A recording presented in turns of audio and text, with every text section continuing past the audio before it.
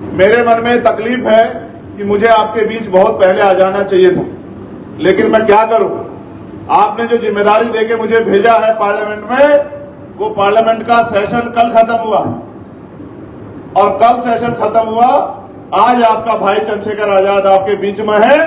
मैं सुबह 4 बजे उठ के चला था कि मुझे आपके बीच में जाना है। मेरा आपका वोट का रिश्ता नहीं है, मेरा आपका खून का रिश्ता है, मेरा आपका विचारों का रिश्ता है, मेरा आपका संघर्ष का रिश्ता है, मेरा आपका दर्द का रिश्ता है।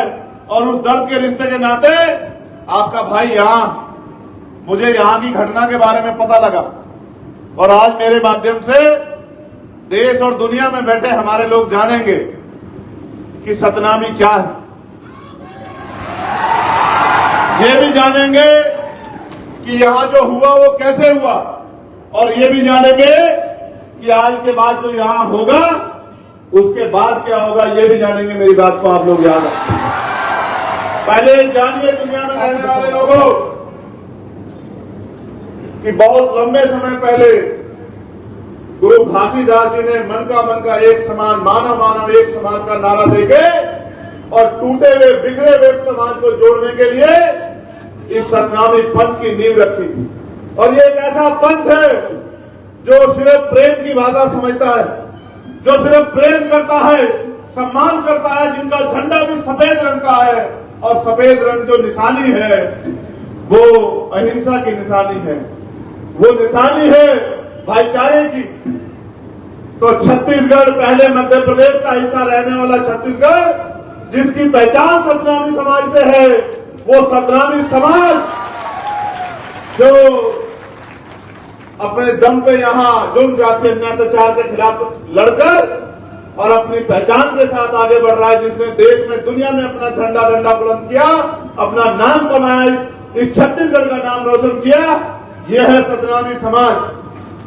और बड़ौदा बाजार में जो हुआ वो एक दिन की घटना नहीं है। बड़ौदा बाजार में जो हुआ वो बार बार जो हमारे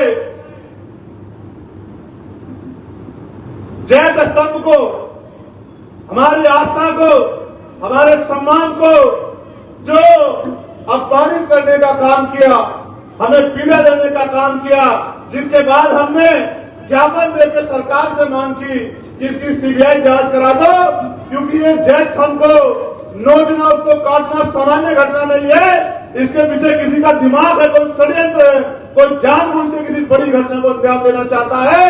ये एक सोची समझी साजिश है। लेकिन महीने भर के समय के बाद भी इतने बड़े समाज की आस्था को अपमानित होने दिया गया और 3-4 लोगों को पकड़ के, जिनको ये भी नहीं पता कि जैत स्तंभ क्या होता है, सतनामी समाज क्या है, गुरु घासीदास के विचार क्या है, जो इस प्रदेश के रहने वाले भी नहीं है, उनको गिरफ्तार करके खाना पूर्ति करके जेल भेज दिया जाता है, सिर्फ और सिर्फ हमारी भावना आग करने के लिए। और मैं अपने सतनामी समाज को जानता हूं, वो कभी हिंसा के रास्ते में नहीं जा सकता। मैं जानता हूं कभी हिंसा का रास्ता इख्तियार नहीं करता। अगर वो हिंसा का रास्ता इख्तियार करने वाला समाज होता तो इनकी तरफ आंख उठाने वाला व्यक्ति छत्तीसगढ़ में दिखाई नहीं देता। मैं अपने समाज की ताकत को जानता हूं। लेकिन ये तो संविधान को मानने वाले लोग हैं, ये तो गुरु घासीदास को मानने वाले लोग हैं, ये तो बाबा साहब अम्बेडकर को मानने वाले लोग हैं, ये तो माननीय काशीराम साहब को मानने वाले लोग हैं। ये कभी हिंसा का सहारा नहीं लेते।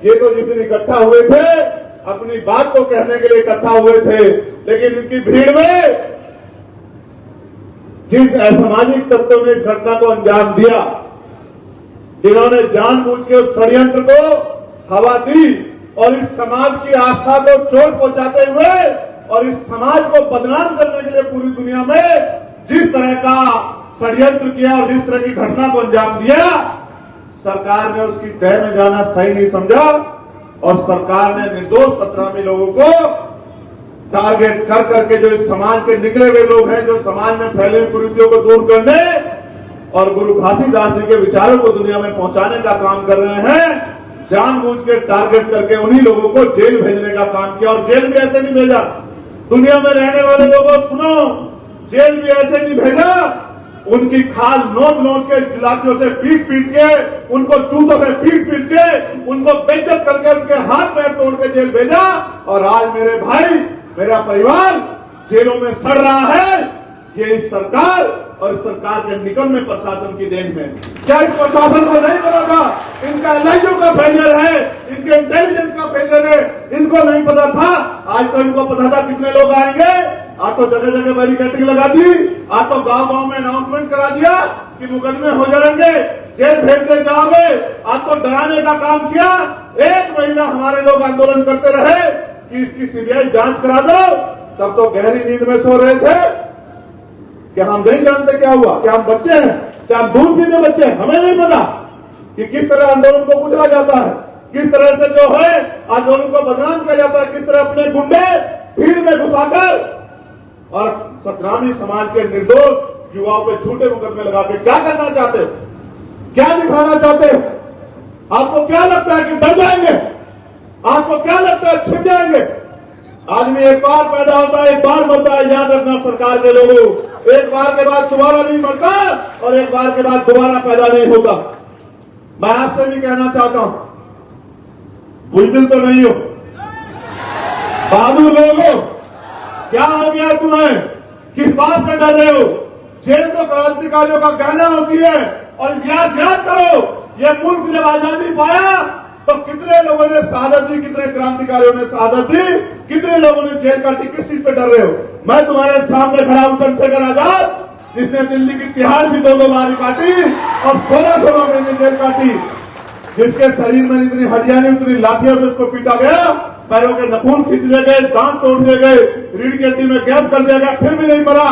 क्योंकि संघर्ष करने वाला व्यक्ति मरता नहीं है, संघर्ष करने वाला अमर होता है और उसके जाने के बाद दुनिया उसको याद रखती है। आज हमारे प्रदेश अध्यक्ष राजकुमार जांगड़े जी यहाँ नहीं है। वो बेचारे, पहले उनको एक्सीडेंट हो गया, बड़ी मुश्किल से उसकी जान बची आपकी प्रार्थनाओं से, गुरु घासीदास जी के आशीर्वाद से। फिर उसको दोबारा से चोट लग गई। वो किसी तरह से, उसको पता था कि उसके ऊपर शिकंजा कसा जाएगा। वो निर्दोष व्यक्ति किसी तरह से यहां से चला गया। उसको पकड़ के लेके आए जिस दिन मैंने घोषणा करी कि मैं आने वाला हूं। इनको पता था कि राजकुमार जांगड़े और भीम आर्मी के लोग यहां रहेंगे तो लाखों लोग जुटेंगे और आपको जवाब देना भारी हो जाएगा। अभी मैं जब यहां आया तो मुझे बताया कि उसके पिताजी आए। ये राजकुमार जी के पिताजी हैं। ये सिर्फ राजकुमार के पिताजी नहीं है, ये मेरे भी पिताजी हैं, चंद्रशेखर आजाद के भी, क्योंकि वो हमारा नेता है यहाँ। वो हमारे लिए और आपके लिए 24 घंटे 7 दिन खड़ा रहता है। वो अपनी जान की परवाह नहीं करता। वो मेरा बहादुर सिपाही है। आज इनकी आंखों में आंसू देख के मुझे बड़ी तकलीफ हो रही। मैंने इनसे भी कहा कि क्रांतिकारियों के पिता आंसू नहीं बहाते, ये उनके संघर्ष का भी अपमान होता है। याद करो शहीद आजम भगत सिंह को जब फांसी की सजा हुई थी तो उन्होंने अपने पिता को, उनके पिता ने एक लेटर लिख दिया था अंग्रेजों को कि उनकी सजा माफ कर दी जाए, तो वो अपने पिता से लड़ पड़े थे। उन्होंने अपने पिता से कहा कि आपको कोई अधिकार नहीं है मेरी जंग में कूदने का, मुझे अपमानित करने का। उन अंग्रेजों के सामने, जिनके सामने मैं प्राणों की बाजी लगा रहा हूं, उनके आगे झुकने का, गिड़गिड़ाने का आपको कोई अधिकार नहीं है। मेरे संघर्ष को कमजोर मत करो। मैं आपसे भी कह रहा हूं, मैं वचन देके कहता हूं, मेरा वचन अटल है, याद रखना। मैं सरकार से कह रहा हूं, प्रशासन कराओ जेल बड़ी, छत्तीसगढ़ की जेल बड़ी कराओ। हम देखेंगे कितने लोगों को आप जेल भेजेंगे, हम आपकी हिम्मत देखने का काम करेंगे आप यहां। और इसको आप आग्रह मत समझना। ये मेरी चेतावनी है सरकार को कि अगर वो गुंडागर्दी पे उतर आई है, अगर वो तानाशाही पे उतर आई है, अगर वो सतनामी समाज को कुचलने पे उतर आई है, तो उसका जवाब देने के लिए चंद्रशेखर आजाद है। करो मुकाबला, हम लोग तुम्हारा मुकाबला करेंगे। मैं आज आया ये देखने के लिए क्या चल रहा है, तो मैंने देखा 14 FIR, 153 लोगों को गिरफ्तार किया गया। कितने निर्दोष लोग हैं किसी को नहीं पता। उसका उदाहरण है ये बहन बैठी है जिनके पति पत्रकार हैं। इनका नाम है उमा पुरेना, ग्राम कुसमी, थाना पलारी। इनके पति मीडिया में हैं। इन्होंने पूरे डॉक्यूमेंट लगाए हैं, मीडिया के साथी भी देख ले। उस बेचारे पत्रकार को उठा के जेल में भेज दिया क्योंकि कोई इनकी सच्ची आवाज बाहर ना पहुंचा दे, कोई जो अन्याय हुआ उसको बाहर तक ना पहुंचा दे। इनको लगता है कि ये जुर्म यहीं बंद हो जाएगा, नहीं होगा बंद। ऐसी कितनी एप्लीकेशन मेरे पास हैं जो निर्दोष लोग हैं जिनको पकड़ के जेल में डाल दिया है छत्तीसगढ़ सरकार को। ये लगता है कि ये जानवर हैं, गूंगे बहरे लोग हैं, ये गाय बैल बकरी है कि इन पे जुल्म करो, लाठी बजाओ, इनकी खाल खींच लो, इनको जेल में ठूस दो, कोई नहीं पूछेगा। गिरफ्तारी कर रहे हैं, कानून ये है कि 24 घंटे के अंदर आपको उनके परिवार को इन्फॉर्म करना पड़ेगा। जिसके बच्चे को आपने गिरफ्तार किया है, जिस जेल में भेज रहे हो, आपको उनके परिवार को इन्फॉर्म करना पड़ेगा। कुछ नहीं कर रहे हैं। मैं तो खाकी वर्दी वालों की भी आवाज उठा रहा हूं कि इनको 8 घंटे की ड्यूटी कर दो, इनको बहुत तकलीफ सहनी पड़ती है, लेकिन आप भी सोचो, आपके भी परिवार हैं। जब आप पीड़ित होंगे तो चंद्रशेखर आजाद आपके साथ खड़ा होगा, खाकी वर्दी वालों मेरे भाइयों। लेकिन जब आप जुल्म करोगे तो ये सत्ता आपको नहीं बचा पाएगी। मेरी बात को याद रखना। सुप्रीम कोर्ट तक खींच कर ले चलूंगा, सुप्रीम कोर्ट तक खींच कर ले चलूंगा, बताऊंगा किस तरह कानून की धज्जियां उड़ाई जाती है। याद रखना मेरे लोगों, मैं वचन देकर कह रहा हूं, एक अधिकारी को नहीं छोड़ेंगे जिसने संविधान का उल्लंघन किया, कानून का उल्लंघन किया। याद रखना, मरे हुए लोग नहीं है, सड़कों पर नहीं है, पार्लियामेंट में भी है। और वचन देकर कहता हूं, जिस दिन दोबारा सेशन चलेगा इसी महीने में, सबसे पहले यही मुद्दा सदन में उठेगा और सरकार से जवाब मांगा जाएगा कि ये जो वर्दी पहने लोग हैं, जो हमारी तनख्वाह, हमारे पैसे से तनख्वाह पाते हैं, इनको सरकार हम पे जुल्म करने के लिए क्यों यूज कर रही है? क्या कानून नहीं जानते हो? क्या आपको नहीं पता है कि जिन परिवारों के बच्चों को आपने उठाया इन्फॉर्म करना पड़ेगा? क्या आपको नहीं पता है कि निर्दोषों को जेल नहीं भेज सकते हैं? क्या आपको नहीं पता है कि जानबूझ के इतने बड़े समाज को नहीं कुचल सकते हैं, उनकी भावनाओं को नहीं कुचल सकते हैं? क्या क्या नहीं पता आपको? सब पता है, लेकिन आप सत्ता के आगे कमजोर पड़ गए हो। मैं आपको बल देने के लिए आया हूं कि घबराओ मत पुलिस के साथियों, मैं आपके साथ हूं, ईमानदारी से काम करूं। लेकिन याद रखो, आपके भी परिवार हैं। कल जब अपने बच्चों में जाओगे तो कैसे उनसे आंखें मिलाओगे? जब किसी गरीब के बच्चे को, निर्दोष को पीट पीट से जेल भेजोगे, कैसे आंख मिलाओगे? सोचो, यही प्रदेश होगा। कल आपके बच्चे से कोई गलती हो जाए या ना भी गलती हो और उसके साथ ऐसा जुल्म हो, कैसे बर्दाश्त करोगे? आप भी तो पिता, क्या अपने बच्चों पे होते जुल्म को बर्दाश्त कर पाओगे? खाल खींच रहे हो मेरे लोग। ऐसा लगता है कि उनका कोई वाली वारिस नहीं है, उनका कोई भाई नहीं है, उनका कोई परिवार नहीं है, उनके लिए लड़ने वाला कोई नहीं है। हो सकता है छत्तीसगढ़ के नेता आंख खींच सकते हैं, लेकिन दिल्ली में बैठे हम लोग आंख नहीं खींच सकते। मेरी बात को याद रखना। आपको शायद नहीं पता कि जिन भीम आर्मी के लोगों को आपने बंद किया है, इसी 21 जुलाई में भीम आर्मी की स्थापना हुई थी। आपको नहीं पता? ये महीना हमारा है, ये हमारा महीना है। पिछले साल इसी महीने में हमने 5 लाख लोग दिल्ली में जुटाए थे, और इस बार भी अगर आप आतंक करोगे तो 10 लाख लोग हम लोग दिल्ली में जुटाएंगे। जब आपके सम्माननीय मुख्यमंत्री दिल्ली आएंगे, हम उनका स्वागत करेंगे। हम यहां से जब जाएंगे तो देश के गृह मंत्री जी को भी अवगत कराएंगे कि उनकी सरकार वहां क्या कर रही है, उनकी सरकार वहां किस तरह जुल्म कर रही है। और अगर वो भी हमारी बात नहीं सुनेंगे तो सड़कें सुनेंगे हमारी बात, क्योंकि हम भीम आर्मी आजाद समाज पार्टी को ताकत को जानते हैं। और हम ये भी जानते हैं कि लोकतंत्र है, लोकतंत्र में जिनके पास लोग होते हैं उनकी सुनवाई तानाशाह को भी करनी पड़ती है। आप ये बताओ, ऐसा क्या हुआ कि एसपी दफ्तर में आग लगी और सिर्फ आबकारी की फाइल ही चली? ऐसा क्या हुआ? बाहर आग नहीं लगी और अंदर आग लग गई। ऐसा तो नहीं कि दफ्तर में बैठ के कोई आदमी आग लगा रहा हो। ऐसा तो नहीं कि दफ्तर में बैठ के कोई आग लगा रहा हो, अपने किसी माफिया साथी को बचा रहा हो, किसी की मदद कर रहा हो, किसी को जेल जाने से बचा रहा हो, किसी से कुछ सुविधा लाभ लेकर गरीबों के बच्चों को फंसा रहा हो। ऐसा तो नहीं है। कहां था इंटेलिजेंस, कहां था LIU, कहां थी पुलिस, कहां था प्रशासन? इतने लोग आए थे, क्यों नहीं बात करी? जिलाधिकारी मौके पे क्यों नहीं पहुंचा? आज इतनी फोर्स लगाई है, अगर इतनी फोर्स उस दिन लगाई होती तो पत्ता भी नहीं हिलता। और इतने लोग यहाँ हैं, बताओ पत्ता कहां हिल रहा है? इनमें से कौन ऐसा है जो किसी को बुरा कह रहा है? लेकिन बुरा तो उस दिन भी नहीं कह रहा था, ये तो सत्ता और विपक्ष की मिली भगत थी जिसमें मेरे लोग पिस गए, जो बेचारे गुरु घासीदास जी के सम्मान में, जो सतनामी समाज के सम्मान में गए थे, वो बेचारे पिस गए। और वो नौजवान पिस गया जो समाज को परिवार से भी बड़ा मानकर एडी चोटी का जोर लगाकर पूरे प्रदेश में जुल्म जाति के खिलाफ लड़ रहा है।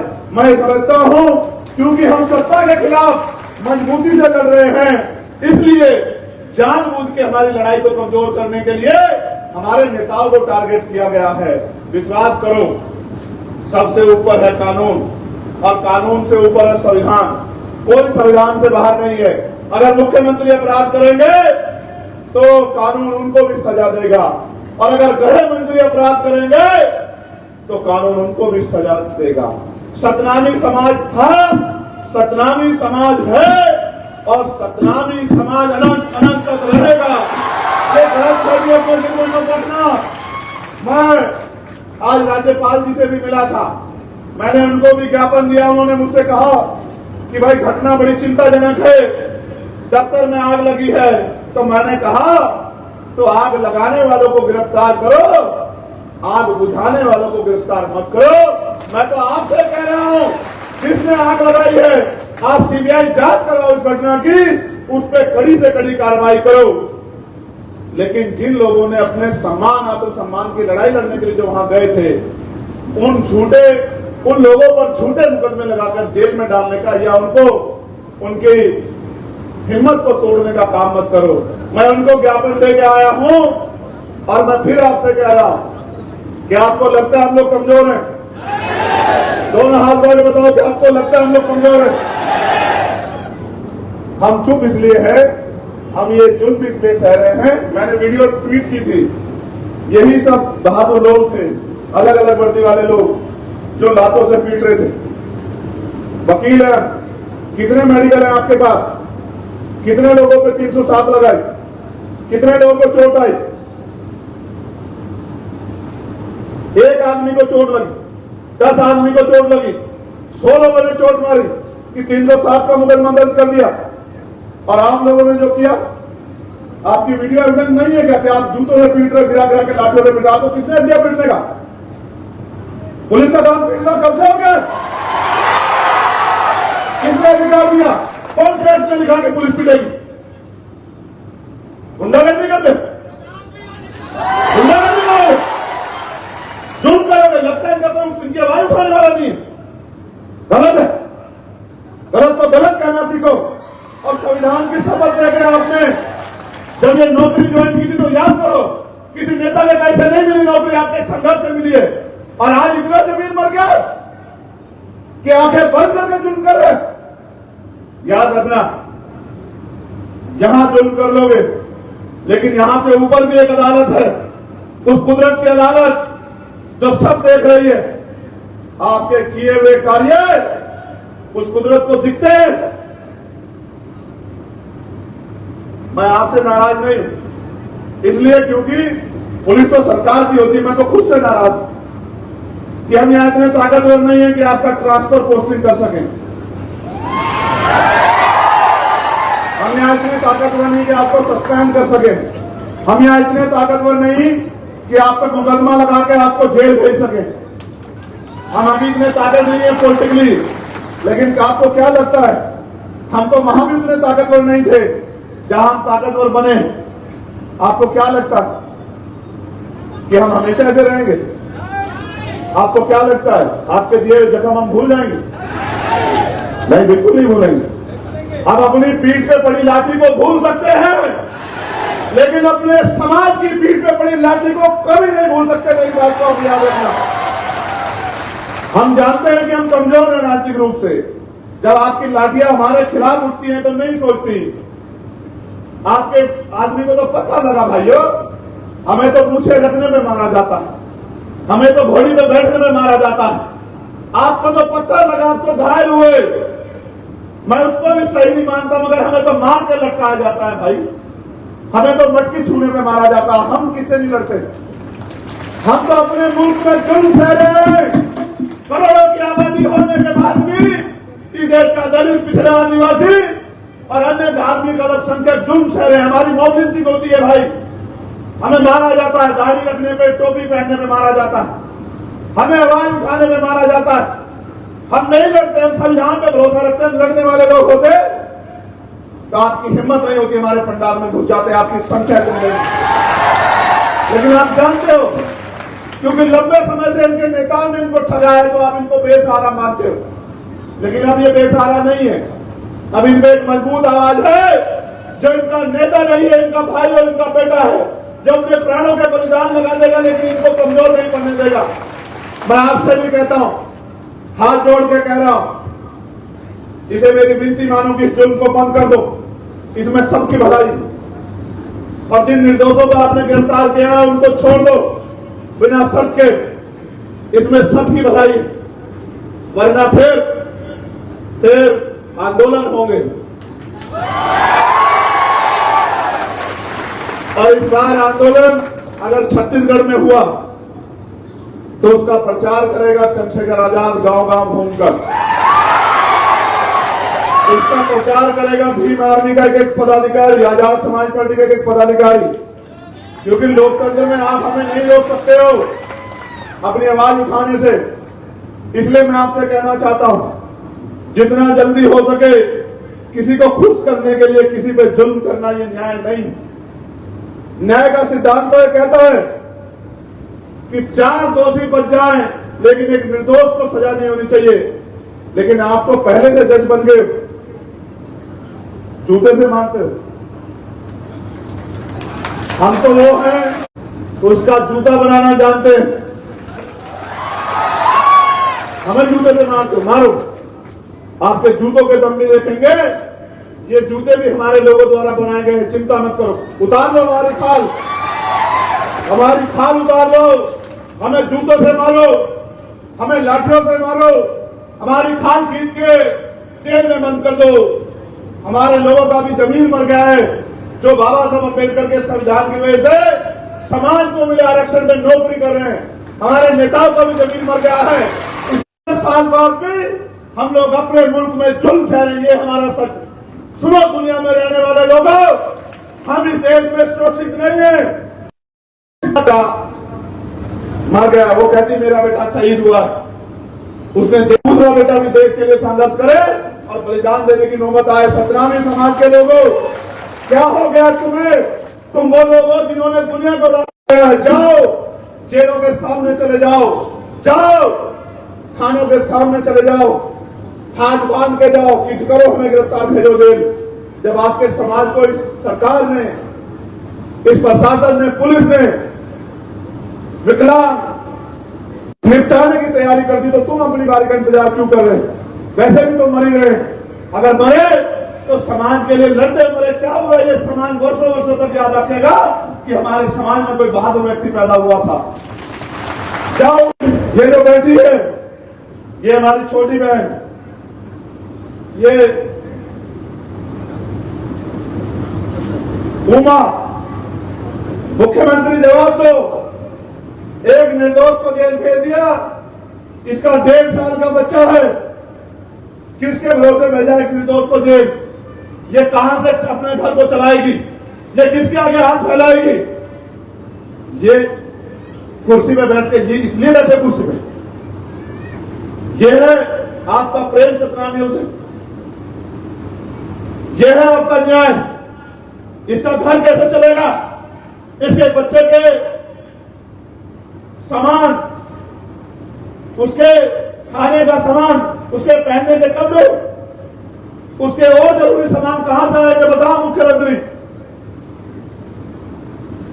नहीं दे पाओगे तुम लोग जवाब, क्योंकि तुम पे जवाब है ही नहीं।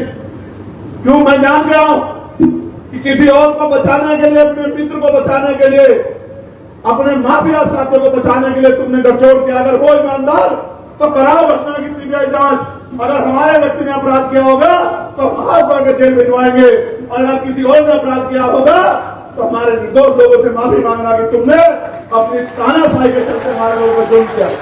अगर है हिम्मत, है न्याय करने की हिम्मत, तो कराओ सीबीआई जांच। हम लोग सीबीआई जांच के लिए तैयार हैं, और अगर नहीं कराते सीबीआई जांच तो हम ये मान लेंगे कि सत्ता और विपक्ष मिलकर हमें उजाड़ने में तुल गया। सत्ता और विपक्ष मिलकर हमें और हमारे पंथ को जबरदस्त करने के लिए लग गया, जो कि हो नहीं सकता।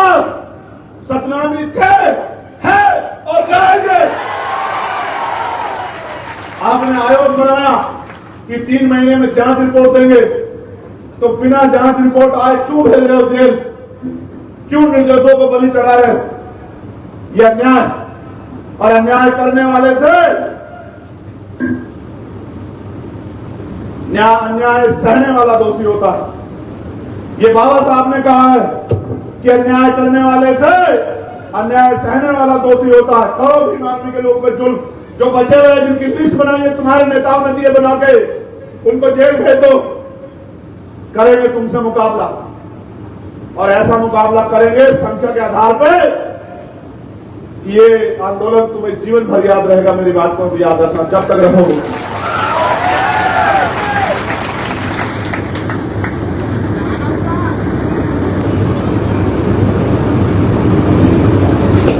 आयोजनकर्ता किशोर नवरंगे को रिमांड के समय जिलाधीश कार्यालय में ले जाकर उग्र रूप में वीडियोग्राफ किया जा रहा था। पुलिस ने उन्हें थाना बड़ौदा बाजार रिमांड में रखा। जब रिमांड में रखा उस समय पुलिस द्वारा मारपीट व मानसिक प्रताड़ना में गाली गलौज, गुरु घासीदास बाबा जी का अपमान व सतनामी समाज का अपमान किया जा रहा था। ये स्वीकार नहीं होगा भाई, करोगे तो ये स्वीकार नहीं होगा। उक्त घटना को पुलिस द्वारा जिला कार्यालय में शाम के समय आयोजनकर्ता किशोर नवरंगे को ले जाकर उग्र रूप में करके पत्थर फेंकवाना, ये सब का वीडियो ग्राफ लिया जा रहा था। इसका मतलब सब कुछ प्लान किया गया है, सब कुछ तैयार किया गया है। जानबूझकर षड्यंत्र करके सतनामी समाज को देश और दुनिया में बदनाम करने का एक षड्यंत्र किया गया है। इसलिए मैं पुनः मुख्यमंत्री जी से मांग करता हूं कि वो सीबीआई जांच कराएं और दूध का दूध और पानी का पानी होने दे।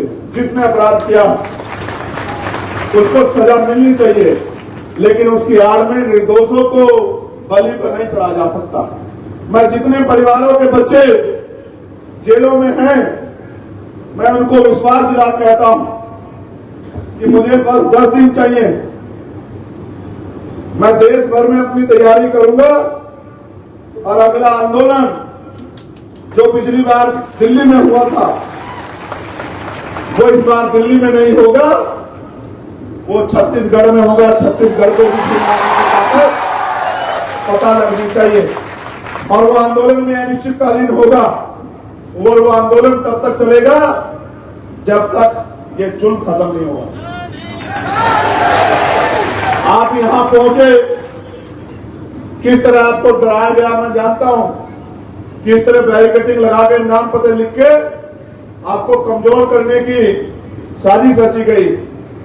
लेकिन यहीं से अंदाजा लगा लो, प्रशासन और पुलिस के लोगों, इतने डराने के बाद भी अगर मेरी एक आवाज पे इतने हजार लोग यहां इकट्ठे हो सकते हैं, तो जिस दिन मैं खुद यहां आंदोलन को नेतृत्व करने के लिए प्रचार प्रसार करूंगा, उस दिन छत्तीसगढ़ में कितना बड़ा आंदोलन होगा इस बात को समझो। हम तो जुल्म सहने के आदी हो गए, लेकिन मैं समझता हूं कि हर चीज का अंत होता है, इस जुल्म का भी अंत।